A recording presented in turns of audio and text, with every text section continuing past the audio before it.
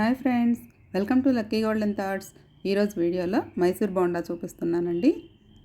ముందుగా ఒక గిన్నెలో 1 కప్పు పెరుగు, 2 స్పూన్లు సాల్ట్, అర టీ స్పూన్ వంట సోడా వేసుకొని 1 స్పూన్ ఆయిల్ కూడా వేసుకోవాలి. ఈ పెరుగు ఎక్కడా కూడా గడ్డలు లేకుండా ఇవన్నీ బాగా కలిసే విధంగా ఇలా కలుపుకోవాలి. ఇలా కలుపుకున్న తర్వాత దీంట్లో 2 కప్పులు మైదా పిండి వేసుకోవాలి. ఏ కప్పుతో అయితే పెరుగు తీసుకున్నామో అదే కప్పుతో 2 కప్పులు మైదా పిండి వేసుకోవాలి. ఇదంతా కూడా ఒకసారి బాగా కలుపుకోవాలి, పెరుగంతా కూడా కలిసే విధంగా.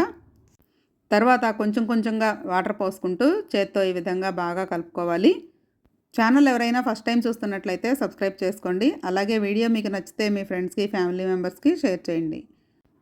చూడండి, ఇలా వాటర్ కొంచెం కొంచెంగా కలుపుకుంటూ చేత్తో బాగా బీట్ చేస్తూ కలుపుకుంటే పిండి బాగా పొంగుతుందండి.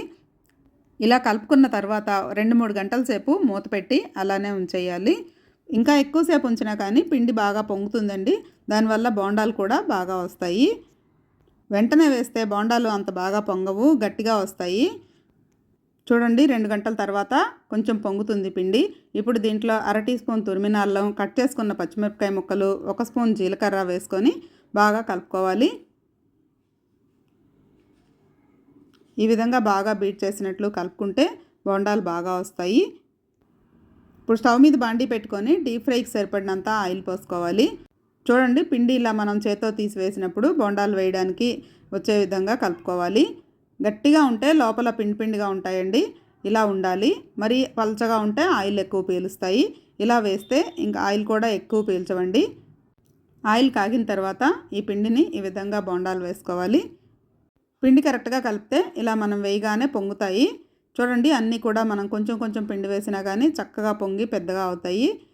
ఇవి మామూలు బోండాల్లాగా తిరగేయడానికి రావండి. చూడండి, మనం ఎంత టర్న్ చేసినా కానీ మళ్ళీ బ్యాక్ సైడ్కే వస్తూ ఉంటాయి.